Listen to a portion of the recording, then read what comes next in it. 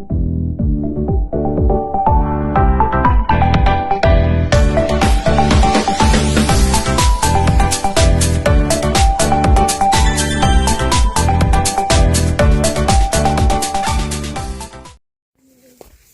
guys, ayan, dito na kami dumaan.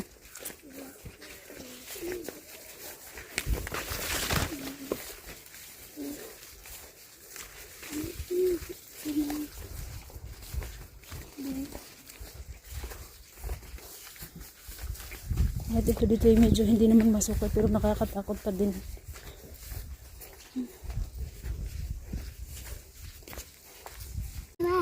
हम हिंदी जाने क्यों Teste. Hinin. So ayan, naalis kami ni RG. Bernice ngayon guys. So actually si RG hindi siya pumasok ng school ng 3 days na. Dahil ay nilalagnat siya. Alam mo yung lagnat niya is ano lang, morning at gabi, hapon. Tapos madaling araw yung ganun ba. Tapos sinabayan pa na yung ubo niya. Halos wala siyang boses. Sira yung payong.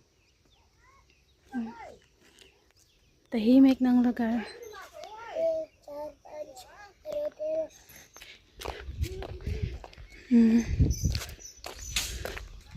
So ngayon guys is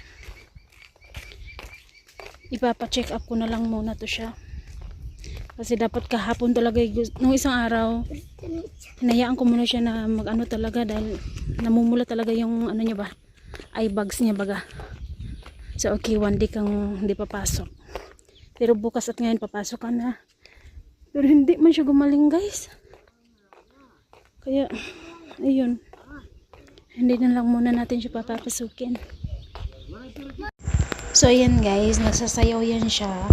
Although si Arjo mahilig talaga yan siya magsayaw. So sabi niya videohan ko daw siya, kaya binidyohan ko yan siya. Ayan.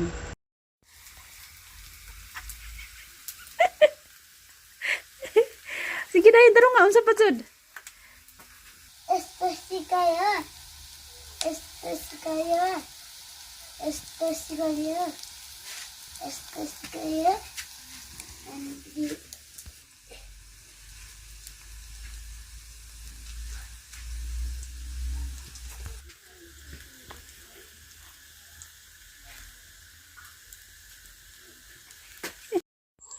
Hi guys, good morning. So ayan yung niluto ko today. Ayan. Luto ko lang ito sa cafe guys ha. Kasi yung gas namin hanggang ngayon, anong oras na hindi pa dumating, mamaya pa daw yung tanghali. And ito ay cabbage torta. Dahil paborito talaga nila to guys, no. Dati hindi ako nagluluto talaga nito. Yung ginagawa ko sa cabbage, inaano ko siya, ginigisa ko siya kasama nung patatas. Di kaya minsan sinasamahan ko ng sitaw, ganun. So si Arin talaga yung number 1 na pinakagusto to talaga guys. Si Arin payag lang siya na ito lang yung baunin niya, wag na lang yung kanin. Oh, ayan, french fries din, nagluto din ako ng konti. And then ito ay baunan nito ni Arin. Kaso si Arin nakalimutan niyang ilabas yung baunan niya. Kaya kaninang umaga niya lang nailabas, tapos hindi niya naubos nung Biyernes, hindi niya naubos yung kanin niya. Kaya medyo na panos na, may amoy panos na ba. Kaya hindi na lang ito yung pinabaunan ko sa kanya. Yung pinagamit ko na lang yung kay RG na yung baunan na ice cream. Yun. Kasi si RG naman, pag ito kasi yung gamitin ko, tapos si Arin mamaya pa yung uwi ng mga alas 5:30, mga ganun. So medyo late na. So baka mapanis yung ano niya ba, dahil sa amoy sa baunan ba, hindi ba? Ganun yung, napapansin ko yung ganun eh. Once pag yung hindi mo nahugasan kaagad yung mga baunan ng mga bata, tapos nakalimutan nila, tapos naanuhan na siya ng panis ba. Kaya kahit anong hugas mo yun, tapos hindi ko lang alam, pero yun yung napapansin ko sa akin talaga. O kaya, ayun, kay RG na lang yung pinagamit ko, tapos ito naman ay kay RG. Ayan. Nilagyan ko rin ng konting kanin guys, no? Ayan, tapos, ayan, kalagay na ako. So, ayan, hanggang mamaya na yan, para pagbalik nila, pag uwi nila mamaya, hindi naman yan maano eh, pag uwi nila mamaya, pang snack na din nila galing sa school. Initin ko lang baka. Ayan. So, ihatid ko na si RJ sa school dahil anong oras na, 10:07 na. Maglalakad pa kami, malayo pa yung lalakarin namin, dahil. Nalito ako ng konti dahil, yun nga, sa kahoy nga tayo nagluto dahil. Pero, sige ra, kaya ra. Natignan niya yung aking, ano. Hoy! Ito talagang pinaka, guys, oh. Grabe. Itim na itim talaga yan, oh. Pero mamaya ako na yan, sikasuhin. Mamaya ako na inuhugasan kasi hatid ko muna yung estudyante ko. Tapos kailangan ko pang mag-stay doon ng mga, di ko sure kung mga ilang oras ako mag-stay doon. Or oras lang ba or minuto lang ba. So, tignan natin. Yung kape ko, wala na akong oras talaga. So, mamaya po ulit, guys.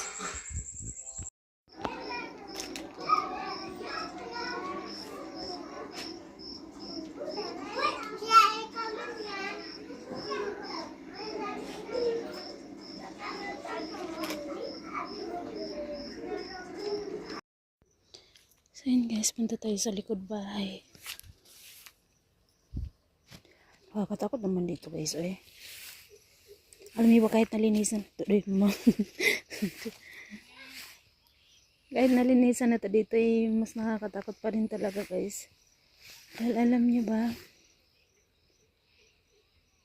nung nalinisan na to ni ante, after ng mga ilang days is, may ahas dyan. Yung short video ko, tingnan niyo sa short video. Dito galing yung ahas eh. Pumunta siya doon. Kaya ako nagkalakas loob akong pumunta dito sa likod. Dahil andyan sila hosto. Nagkagapa sila ng damo. Ayan yung sanilas nila, niwan nila yan. Chinelas ayan o. Si Aaron gusto sumama dito. Ano siya? Wala kasi silang pasok today dahil Sabado naman. So gusto niya pumunta dito sumama sa akin. Sabi ko hindi. Huwag kang pumunta dito kasi baka may ahas.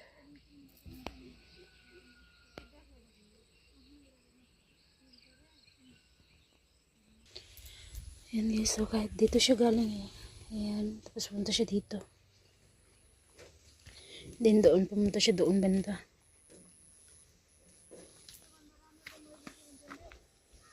At saka dito may mga tanim pa naman tayo. Tignan nyo yung aking sitaw na napakaganda ng taba-taba. Alam mo yung, na nakita ko yung ahas. Gusto ko sana talagang maglagay dyan ng pambakod niya. Natakot na tuloy ako guys. Lalo na tula tayong botas. Or bota or botas ba ganun. So tingin-tingin lang tayo dito dahil ha. Baka andito sa bato-bato na yung ahas ba. Uy, Diyos ko, simba ko. Ang taba talaga ng aking sitaw guys, Natatawa ka sa sarili ko kasi nagkalakas loob na pumunta dito ng nang andyan si na hosto eh. Dalawa kasi sila dyan, si hosto at saka si Asa. Yung anak ni Ante. At saka guys, tignan niyo yung mga kamatis ko dito. May kamatis din ako dito guys. Ayan o. May talong din ako ni Sanabi dito. Ayan. Ito naman dito mga damo to. Ito yung mga okra guys na nilipat ko dito. Tignan nyo, buyag-buyag ang laki na no. Ayan, may pa nga kamatis pa. Basta yung may mga nalalanta na kamatis, dito ko talaga inaano guys. Namatay yung okra oh. Yung isa naman, nalanta na yung dahon niya. Pero nagpatuloy pa rin naman siya. Nabuhay pa rin naman siya. Pero yung ito, hindi ko alam bakit talaga siya. Ang ganda na ng okra ko oh. Ang taba na no. Sana pala yung okra ko dito ko na lang lahat tinanim. Kasi diba tinanim ko pa doon sa sa daanan ng hose.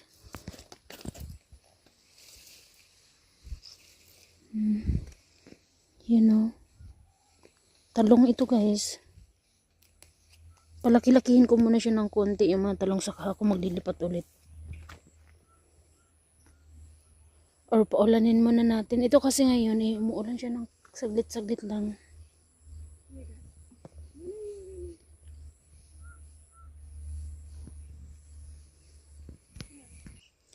Although dito guys, may ako. May tawag dito. May tanglad ako dyan na yun. Pinutulan ko lang yung dulo niya. Tapos dito kasi may butas-butas. Ayan o. So, nakakatakot din baka may ahas dyan or ano ba. Tambay ng ahas ba. Magano tayo dito. Dahil andyan pa naman na sila. So, mag-ano muna tayo ng konti-konti.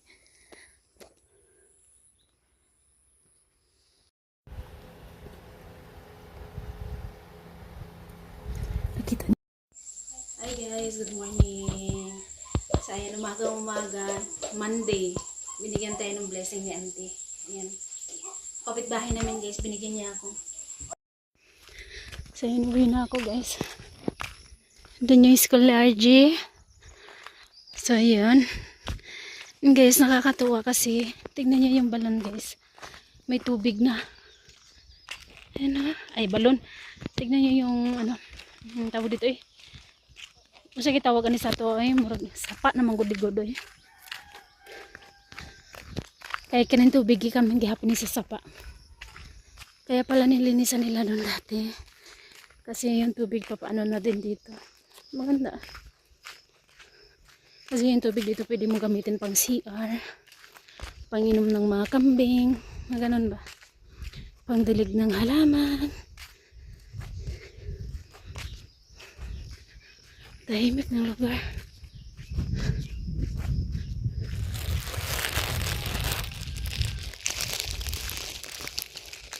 Ayan, natignan niya.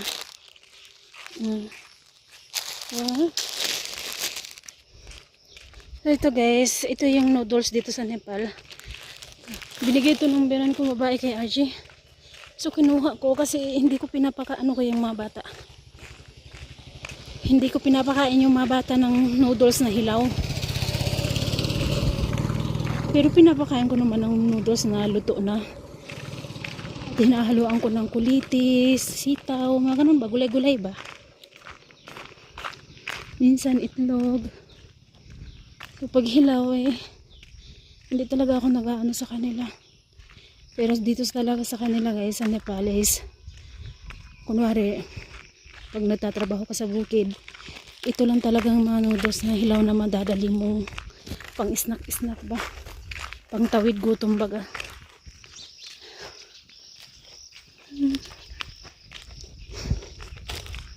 Busy pa rin yung mga tao sa pag ano ng palayan. Mag-alas 11 na. 10:57.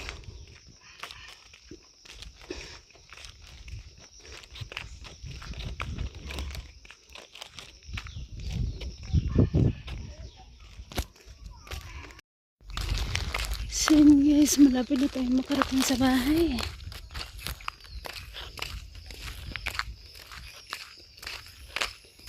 Ayan. Dito na ako dadaan sa gilid. Kina papunta doon kina ano, auntie.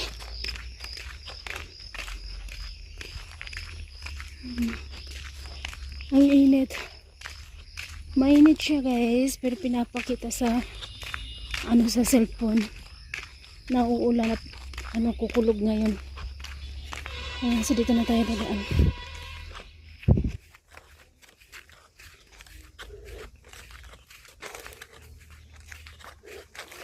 Ay, buti na lang ginapasan to dito sa daanan na to. Very good. Oh, very good. Sino kaya nagapas dito?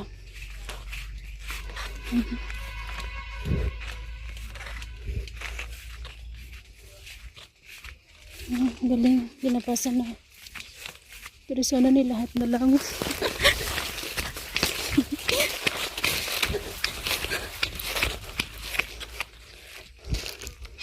Ay, buang.